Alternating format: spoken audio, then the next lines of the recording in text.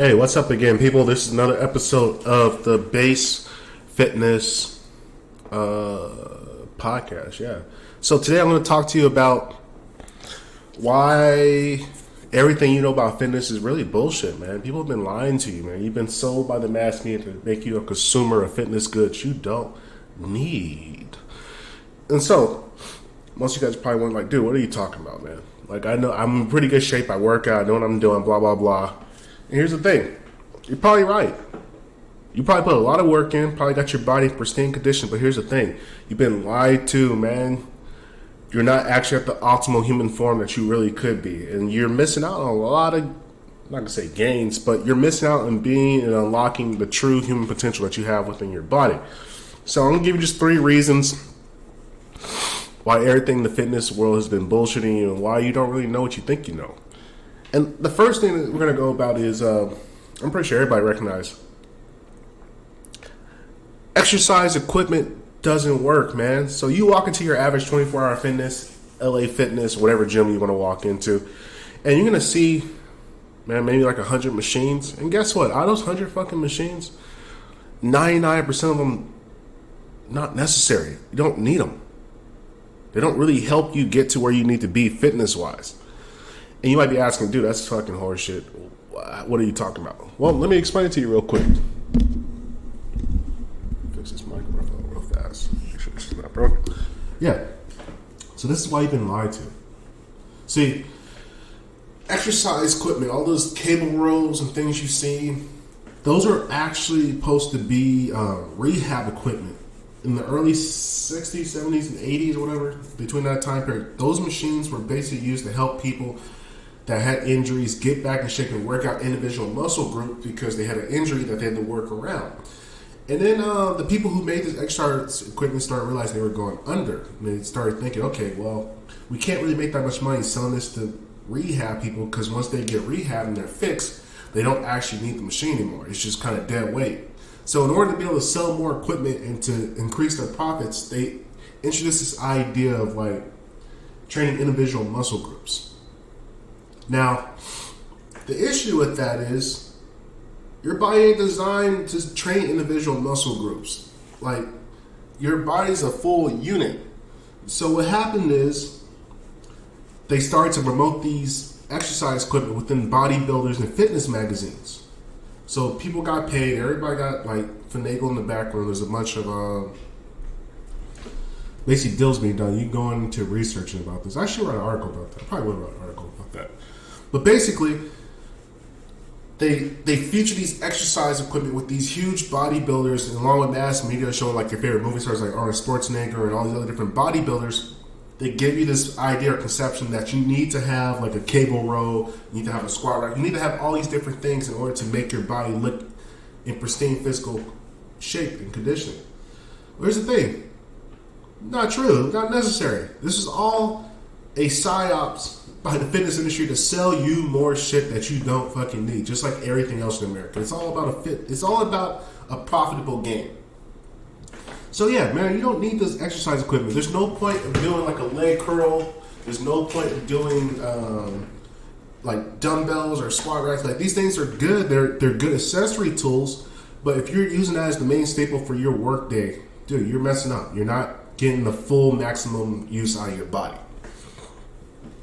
And I recommend personally, if you really want to learn how to train your body and become a functional full unit, I recommend getting into Mace's clubs, barbells, the hydro course, Russian sandbags. There's a lot of different things. You got to pick things up, move them around. That is the secret to getting the body, which brings me into my next philosophy point, which is most people's philosophical start point for fitness is totally incorrect.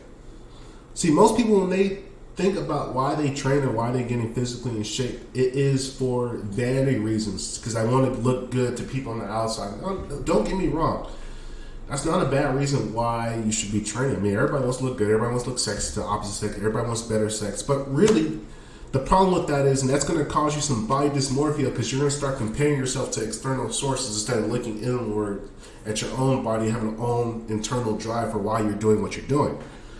And see, that's a huge problem, because over time, as you get to a certain level of size, you're going to start to still believe you're smaller. Because guess what, man? There's always somebody in better shape coming around the corner. There's always a sexier girl that has a better toned core. There's always a guy with bigger biceps. And what happens is you just keep getting into this constant feedback loop of trying to build yourself according to external circumstances instead of looking inward and having a reason why you're training. And that's the first reason. And this really applies to anything in life. When you go into any type of journey or fitness journey, or any type of venture for that, you gotta ask yourself, why am I doing this? What is the internal reason that drives me to be able to want to achieve a certain level of success in whatever domain you're particularly working in? Now we're looking at the fitness world. And if you want to, like, at least my personal internal drive for why I choose to train or why I work out in the way I work out is, my reason for training is I need to be fit to be able to save my life and the lives of the ones I loved around me if a threat ever comes or is present. And that should be the main focus of why you're training. You're training to be able to save your life and save others. Now, when you have that particular mindset down training for these particular reasons, it's much easier to get up on days you don't feel like working. It's much easier to hit that extra set because you know at some point in time, God forbid, I'm going to have to utilize my body to be able to get somebody out of a situation or get myself out of a situation that might be dangerous. And that's a very strong internal drive because you're no longer using external reasons for why you are training. You're training for your betterment of yourself and to help those around you. And whenever you're trying to help those around you, it's always easy to get up in the morning and get that motivation to move.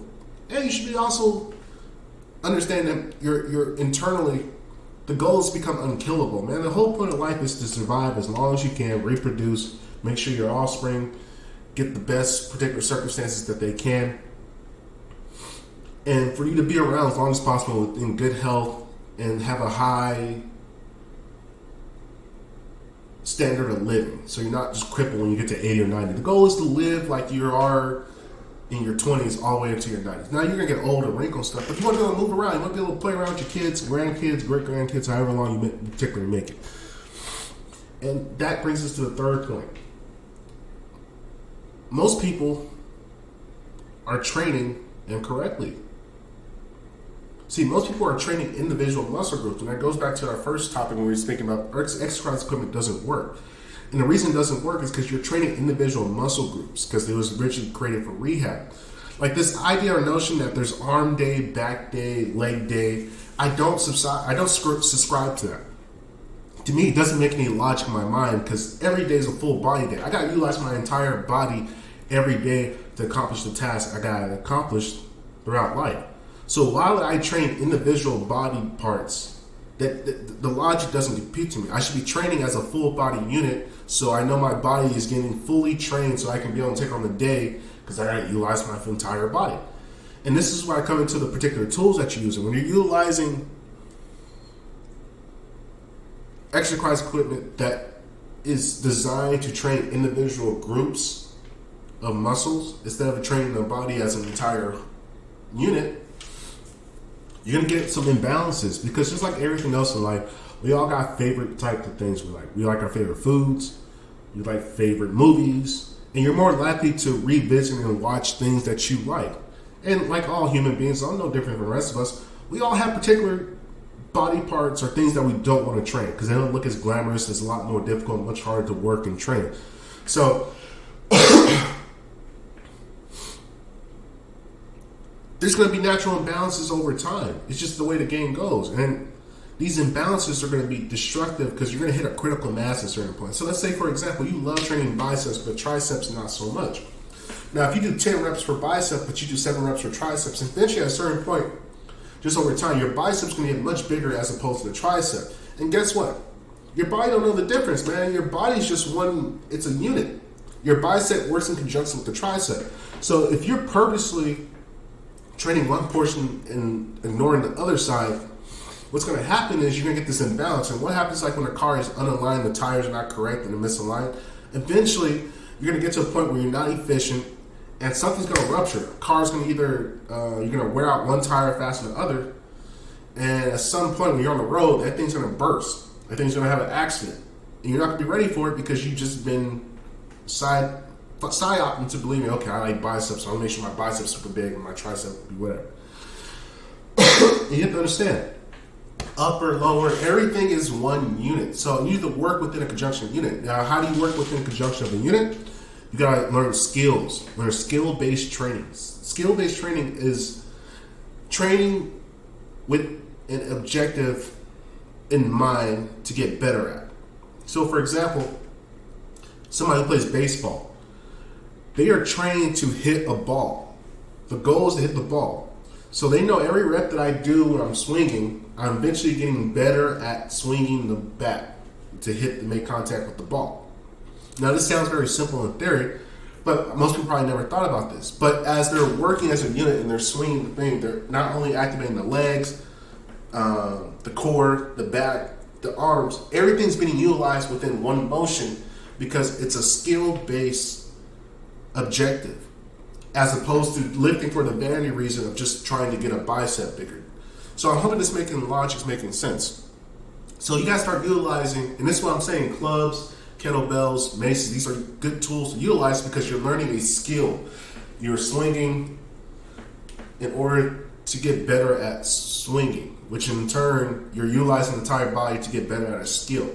And you can measure skill better over time because you can set time, and within that time, you can build a certain amount of volume. And you know, as long as you're increasing the volume, you're getting better at that skill, which means your body's going to resemble a body that gets better at a skill. So you got to flip to the different input. Most people at work training, they train via the output, looking like I want bigger biceps, bigger this, nicer core. Instead, train, I want to get better at this particular skill, as opposed to I just want to train. So I hope this was useful for you. Second episode. I'm going to keep dropping some more gems for you. Appreciate the subscribers, people just keep listening. And yeah, have a good one, man.